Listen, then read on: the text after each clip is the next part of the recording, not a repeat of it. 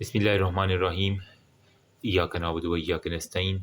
तो intestinal obstruction जो कि लोअर जीआईटी का इंतहाई इंपॉर्टेंट टॉपिक है। देखो, मैंने अब डिसाइड किया जो इंपॉर्टेंट टॉपिक है, हाई लेवल टॉपिक है ना, उनको हम जल्दी से कवर करते हैं ताकि हमारे पास फिर जो है ना मैक्सिमम पोर्शन जो है एग्ज़ाम के लिए आ सके। देखो, पाकिस्तानी अवाम में एक कब्ज़ और एक डायरिया, ये इतना कोई कॉमन है ना। जो हॉस्टल में रहते हैं उनको डायरिया नहीं ख़त्म होता, ठीक है। और बहुत सी जो अवाम है, जो वेली अवाम है, बर्गर बॉयज़ हैं, बर्गर गर्ल्स हैं, उनके अंदर कॉन्स्टिपेशन नहीं ख़त्म होती। वजह क्या है? उन्होंने खा के और लेट जाना होता है। No intestinal movement, no exercise, no gym, no running, no walking. तो फिर मेरी जान ये ऑब्स्ट्रक्शन चीज़ें होंगी, ठीक है। इसकी बहुत सी वजह है। अभी मैं आपको एक चार्ट की फॉर्म में बताता हूँ।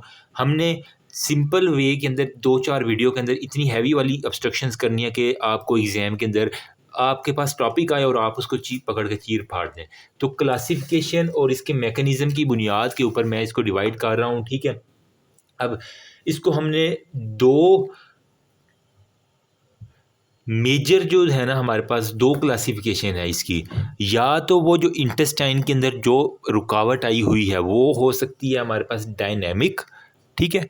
या तो वो हो सकती है डायनेमिक, या फिर हमारे पास हो सकती है ए डायनेमिक।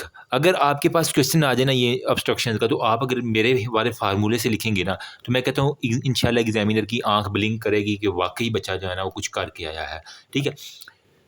अब जो डायनेमिक है इसके अंदर क्या होता है, बेसिकली हमें पता है कि इंटेस्टाइन के अंदर जो एक वेव लाइक पैटर्न आता है जिसे हम कहते हैं पेरिस्टाल्सिस की मूवमेंट हो रही है, ठीक। अब अगर वो हमारे पास प्रेजेंट हो और work against the mechanical obstruction, मतलब अगर यहाँ पे कोई भी ऑब्स्ट्रक्शन है, ठीक है, लेकिन आप जब फील करते हैं तो आपको पेरिस्टाल्सिस मिल रही है, आगे जो है ना वो कुछ नहीं पास हो रहा, तो इसका मतलब है हमारे पास ये डायनेमिक है। हरकत में कहते हैं ना बरकत है, तो हरकत तो हो रही है लेकिन आगे क्योंकि ब्लॉक है, आगे गटर बंद है, तो हमारे पास कुछ नहीं हो सकता, ठीक है। तो मैं कह सकता हूँ पेरिस्टाल्सिस प्रेजेंट, वर्क अंगेंस्ट दी मैकेनिकल ऑब्स्ट्रक्शन, ठीक है। हमारे पास मैं साथ साथ लिख देता हूँ, पेरिस्टाल्सिस हमारे पास है और वो वर्क कर रही है अंगेंस्ट मैकेनिकल ऑब्स्ट्रक्शन, ठीक है। तो ये हमारे पास 2 बातें आप अगर बता देंगे तो अच्छी हो जाएगी। फिर हमारे पास ए डायनामिक क्या है, इसके अंदर हमारे पास बेसिकली पेरिस्टाल्सिस बिल्कुल एब्सेंट है, ठीक है। पेरिस्टाल्सिस हमारे पास बिल्कुल एब्सेंट है, और यहाँ पे हमारे पास अगर कोई थोड़ी बहुत मूवमेंट हो भी रही है तो वो इतनी स्ट्रॉन्ग नहीं है कि वो किसी चीज़ को आगे प्रोपेल कर सके, ठीक है। अब यहाँ पे इवन कि अगर मैं कहूँ कि ये हमारे पास इंटेस्टाइन है ना, ठीक है, या तो इसके अंदर बिल्कुल पेरिस्टाल्सिस नहीं हो रही। अब यहाँ पे मैकेनिकल भी कोई, यहाँ पे कोई भी गटर बंद नहीं है। यूँ मैं कह रहा हूँ कि यहाँ पे तो गटर बंद था, मैकेनिकल ऑब्स्ट्रक्शन थी, यहाँ पे ये गटर बंद नहीं है अब, ठीक है। तो यहाँ पे क्या है, बिल्कुल नहीं हो रही, तो जो चीज़ यहाँ पे पड़ी है वो सारा दिन यहीं पे पड़ी रहेगी। या फिर अगर हल हो भी रही है हल्की हल्की हल्की हल्की, तो वो यहाँ से यहाँ तक भी मूवमेंट नहीं कर रही, इतनी वो हल्की है, इतनी नॉन प्रोपेल्सिव हम कह लें कि हमारे पास वेव है, नॉन प्रोपेल्सिव फॉर्म है विदाउट एनी मैकेनिकल ऑब्स्ट्रक्शन। कोई डक्का नहीं लगा हुआ, कोई किसी ने पुलिस वाले ने बैरियर नहीं लगाया हुआ, लेकिन अगर उसके अंदर हरकत ही इतनी नहीं है, वो कहते हैं ना मारने वाले में दम नहीं था, फिल्मों में आती है ना, तो वो यही है कि मारने वाले में कोई दम नहीं था। ये you need a high meme level to understand my mnemonic anyways. अच्छा, यहाँ पे अब इसकी क्लासिफिकेशन हम फर्दर कर लेते हैं। जो डायनेमिक है ना उसको वो फर्दर डिवाइड करता है हमारे पास। इसके काजेज कह लें कि क्यों होती है डायनेमिक की वजह, तो हमारे पास मेजरली 3 बड़े काजेज हैं डायनेमिक के अंदर, ठीक है। तो यहाँ पे मैं लिख देता हूँ, नंबर 1 पे हमारे पास होता है कोई भी इंट्रा ल्यूमिनल काज हो सकता है ल्यूमन के अंदर, ठीक है। इंट्रा ल्यूमिनल हो सकता है हमारे पास काज हो। नंबर 2 पे हमारे पास हो सकता है कोई भी इंट्राम्यूरल काज हो, ठीक है। बताता हूँ क्या होता है सारा, इंट्राल्यूमिनल, इंट्राम्यूरल, या फिर हमारे पास अब इंट्रा से निकल आओ बाहर की तरफ, एक्स्ट्रा म्यूरल, ठीक है, एक्स्ट्रा म्यूरल। अब इसके नाम के अंदर ही आपको काम पता चल जाना चाहिए। इंट्राल्यूमिनल, ये सपोज करें इंटेस्टाइन है, तो इसके अंदर जितने भी ये खाली जगह है ये हमारे पास होता है ल्यूमन, ठीक है। तो मतलब इंट्राल्यूमिनल, ल्यूमन के अंदर कोई मसला है। इंट्राम्यूरल जो उसकी वाल है, उसके अंदर मसला है, दरमियान में बिल्कुल ठीक है, साइडें बिल्कुल ठीक है। एक्स्ट्रा म्यूरल क्या है, दीवारों के बाहर जो इंटेस्टाइन की दीवारें हैं उसके बाहर कोई ना कोई लफड़ा हो गया है, कोई ना कोई गड़बड़ी हो चुकी है। अच्छा, इंट्राल्यूमिनल काज मतलब कौन सी चीज़ आगे यहाँ पे बैरियर लगा देगी, ढक्का हो सकता है वो कोई भी फॉरेन बॉडी हमारे पास हो जाए, उसने कोई सिक्का खा लिया है, कोई भी ऐसी चीज़ खा ली है जहाँ जाके फंस गई है, ठीक है। कोई भी फीकल इम्पेक्शन हो सकती है, ठीक है। कोई भी ऐसा फीकल है जो सीवियर कॉन्स्टिपेटेड हो गया तो वहाँ पे वो जाके ल्यूमन के अंदर जो है ना वो बिल्कुल एक हार्ड स्टूल सा, तो फीकल इम्पेक्शंस हमारे पास जो है ना वो यहाँ पे एक रोल प्ले करती हैं। या फिर हमारे पास होता है कोई भी गाल स्टोन, मतलब कि लीवर है, लीवर का जो गाल स्टोन है वो इतने इतने बड़े स्टोन भी कभी कभार मैंने देखे हैं, ठीक है, कोलिसिस्टेक्टमी में, तो वो निकल के तो वो हमारे पास वाल के अंदर जो है ना अटक जाए, तो हमारे पास कोई भी बड़ा सा गाल स्टोन आके यहाँ पे अपना काम दिखा रहा है। या फिर हमारे पास कोई भी, उसने एक नया लफ्ज़ लिखा हुआ है बेज़ोर, BEZOAR, यूँ कह लें कि कोई भी स्मॉल स्टोनिक कंसंट्रेशन जो हमारे पास स्टोमिक के अंदर जो है ना वो बन जाए, तो वो यूँ कह लें कि कोई स्टोनिक जो है ना वो ये इससे मिलती जुलती है। तो ये चीज़ें हैं जो हमारे पास इंट्रा ल्यूमिनल ऑब्स्ट्रक्शन करवा सकती हैं। इंट्रा म्यूरल के बारे में बात करते हैं, मतलब वाल के अंदर अब क्या क्या चीज़ें हो सकती हैं, तो इसको मैं ज़रा ब्लू से करता हूँ ताकि हमारे पास एक पॉइंटिंग आ जाए, ठीक है। तो इसको मैं इंट्राम्यूरल को यहाँ पे डिस्कशन करते हैं, ठीक। अब इंट्राम्यूरल के अंदर हमारे पास क्या-क्या हो सकता है, नंबर 1 पे कोई भी स्ट्रक्चर आ जाए, ठीक है, वो यहाँ पे वॉल के अंदर कोई भी स्ट्रक्चर आ गया तो वो आ जाएगा, या फिर कोई मैलिग्नेंसी आ गई है, ठीक, या फिर हमारे पास कोई भी इंटरसेप्शन आ गई है, ठीक है। आगे एक आ रहा है पूरा टॉपिक इंटरसेप्शन और ये सारी की सारी, मतलब एक वाल के ऊपर दूसरी वाल का चढ़ जाना, वो इसके अंदर डिफरेंसेस बहुत ज़्यादा हैं। इंटरसेप्शन आ सकी, या फिर हमारे पास कोई भी वाल्वुलस हमारे पास डिजीज़ है जो जिसकी वजह से हमारे पास ये सारी की सारी हो सकती है। तो मतलब वाल के अंदर हमने मसला करवाया। एक्स्ट्रा म्यूरल में हमारे पास क्या होगा, बाहर से कोई ऐसी चीज़ है जिसने इतना धक्का लगाया है कि इसकी वाल ही बंद हो गई है, तो वो कौन सी हो सकती है, वो हमारे पास होता है कोई भी एडहेजन या फिर कोई भी हर्निया, ठीक है। हर्निया क्या करेगा, वो अपना लूप आके यहाँ पे घुसेड़ देगा तो वो आएगा, तो हमारे पास क्या हो सकता है, हर्निया हो सकता है, या फिर हमारे पास हो सकता है कोई भी एडहेजन्स हो सकती हैं, ठीक है। एडहेजन्स और हर्निया ये 2 कॉमन चीज़ें हैं जो आपको पता होनी चाहिए, एक्स्ट्रा म्यूरल के अंदर आ जाती हैं, ठीक है। ये है हमारे पास जी डायनेमिक कॉज जो कि अभी मैंने आपके साथ डिस्कशन की है। अब आ जाते हैं मेरी जान ए डायनामिक काजेज़ के ऊपर, ठीक है।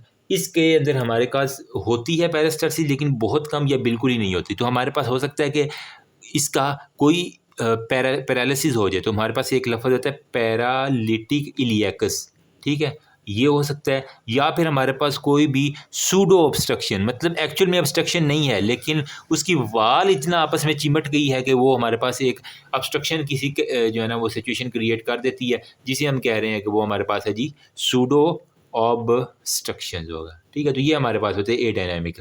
अब मैकेनिज्म ऑफ ऑब्स्ट्रक्शन हमारे पास क्या क्या है, किन किन मैकेनिज्म के थ्रू हो सकती है, ये तो है ना हमारे पास क्लासिफिकेशन। तो हमारे पास कुछ 4 एक मैकेनिज्म हम यहाँ पे देखते हैं, ठीक है, जो आपको पता होने चाहिए, जिसके ऊपर सारी की सारी ये ऑब्स्ट्रक्शन होगी। तो 4 हमारे पास मैकेनिज्म होंगे। तो इन मैकेनिज्म के अंदर टॉप ऑफ द लिफ्ट हो सकता है, इंटेस्टाइन के अंदर कोई भी वाल्वुलस हो जाए, बताता हूँ क्या होता है, या फिर इन इनकैर्सिरेशन हो जाए, इनकार्सिरेशन हो जाए, या फिर हमारे पास कोई भी ऑब्स्ट्रक्शन हो जाए, या फिर हमारे पास कोई भी इंटरसेप्शन हो जाए, ठीक है, इंटरसेप्शन हो जाए, ठीक है। तो ये हमारे पास 4 एक बड़ी मैकेनिज्म है जिसकी वजह से हमारे पास हो सकता है। अब वल्वुलस का क्या मतलब है, मतलब इंटेस्टाइन के अंदर कोई भी सिंपल वर्ड में बताऊं तो मरोड़ उठ जाना, ट्विस्टिंग ऑफ द इंटेस्टाइन, मतलब ये नॉर्मल जा रही थी, इसको अगर मैं कपड़े को जिससे करते हैं मरोड़ देना, तो यूं करके इसको इधर यूं करके मैंने इसको मरोड़ दिया, तो ये अगर इंटेस्टाइन आपके पास इस सूरत में आ गए तो पता है ऑब्स्ट्रक्शन हो गया, तो इस ऑब्स्ट्रक्शन का मैकेनिज्म को हम कहते हैं वॉल्वुलस ऑब्स्ट्रक्शन। नंबर 2 पे हमारे पास है इनकार्सिरेशन, मतलब कि कैद हो जाना, किसी भी हो सकता है उसको कोई भी हर्निया हुआ हो और वो हर्निया के अंदर ही वो इंटेस्टाइन का पार्ट आके कैद हो गया उस सैक के अंदर, तो इस कंडीशन में भी हमारे पास ऑब्स्ट्रक्शन तो होगी, इसे हम कहते हैं इनकार्सिरेशन मैकेनिज्म है। नंबर 3 पे ऑब्स्ट्रक्शन कोई भी हमारे पास फॉरेन बॉडी। नंबर 4 पे इंटरसेप्शन, तो इसको अगर मैं मज़ीद सिंपलेस्ट फॉर्म में कहूँ तो आंत के ऊपर आंत का चढ़ जाना, मतलब ये हमारे पास जी आ रही थी एक नॉर्मल, ठीक है, वो अंदर की तरफ घूम के फिर दोबारा सीधी हो रही है, ठीक है, तो यूं करके आ रही है। तो ये हमारे पास बेसिकली होगी मतलब एक के ऊपर दूसरी चीज़ को ऊपर वट चढ़ जाना जिसे हम कहते हैं, ठीक है। तो ये हमारे पास होता है इंटरसेप्शन। ये मैं मोस्ट ईजिएस्ट वे में बता रहा हूँ, जो मुझ जैसे हैं जिनको नहीं समझ आती ज़्यादा टर्मिनोलॉजीज़ को, उनको मैं बताना चाह रहा हूँ, ठीक है। तो ये आपने 4 बातें अगर बता दोगे, बाकी ये आप इसकी क्लासिफिकेशन बता दोगे, इंशाल्लाह बड़ा फ़ायदा होगा। अब हमारे पास पैथोफिजियोलॉजी को थोड़ा सा डिस्कशन कर लेते हैं। अभी मेरे पास टाइम कम है, लेकिन इंशाल्लाह आई विल ट्राई के पैथोफिजियोलॉजी को हम कर लें, ठीक है। तो हमारे पास जो पैथोफिजियोलॉजी है ना, इसके अंदर वो कह रहा है हमारे पास distal to the site of obstruction हो सकती है या भी प्रॉक्सिमल, मतलब ये है हमारे पास कोई भी ऑब्स्ट्रक्शन ना, या इसके डिस्टल हमारे पास हो सकती है, distal to site of obstruction, या फिर हमारे पास प्रॉक्सिमल इसका कोई मसला हो सकता है। तो दो ही बातें हैं, या तो हमारे पास distal to site of obstruction है, या फिर हमारे पास proximal to the site of obstruction है। साइट ऑफ ऑब्स्ट्रक्शन जो डिस्टल है ना, इसके अंदर हमारे पास मतलब यहाँ पे हुआ और इसके बाद जितनी भी इंटेस्टाइन है वो फारग है सारी की सारी। तो इसके अंदर क्या होगा, कोई भी हमारे पास जो बावल है ना, वो हमारे पास पेरिस्टाल्सिस सही शो करेगा, अब्जॉर्प्शन बिल्कुल इसकी सही होगी, लेकिन जब वो इम्पटी होगी ना तो वो कंट्रैक्ट कर देगी और हमारे पास इमोबाइल हो जाएगी, ठीक है।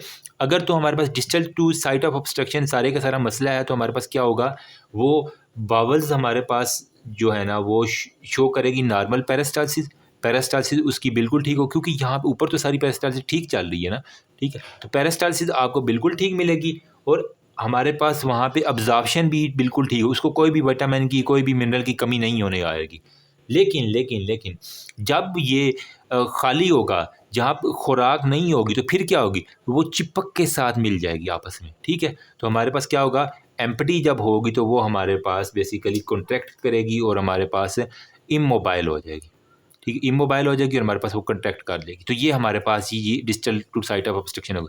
अगर तो प्रॉक्सिमल होगा तो हमारे पास मतलब ये है ना, तो इससे पहले अगर हमारे पास ये वाले नीचे वाला अब ठीक है, ऊपर वाले proximal to the site of obstruction में मसला है, तो यहाँ पे बेसिकली क्या होगा, बावल्स जो है ना वो डायलेट कर देगी, क्योंकि यहाँ पे फीकल मटेरियल इकट्ठा होता रहा, एक वक्त आएगा यूँ आपको डायलेटेड सी मिल जाएगी, ठीक है। तो हमारे पास अगर proximal to the site of obstruction है तो हमारे पास डायलेटेड एक तो मिलेगी बावल्स, और साथ में वो डाइसेक्शन में हमारे पास कह रहा है कि आपको वहाँ पे डिस्टेंशन जो है ना वो दो ही वजह हो सकती हैं, या तो वहाँ पे कोई गैस शदीद किस्म की है, क्योंकि यहाँ पे बैक्टीरिया ग्रो करना शुरू कर देंगे, तो वो इतनी गैस प्रोड्यूस कर देंगे, इतनी गैस पे वो मज़ीद फुला देगी, या फिर यहाँ पे कोई फ्लूइड जो है ना वो आ जाएगा, इन्फेक्शन हो सकता है, या फिर कोई भी बाहर से फ्लूइड आ रहा है तो वो यहाँ पे जमा हो सकता है, ठीक है।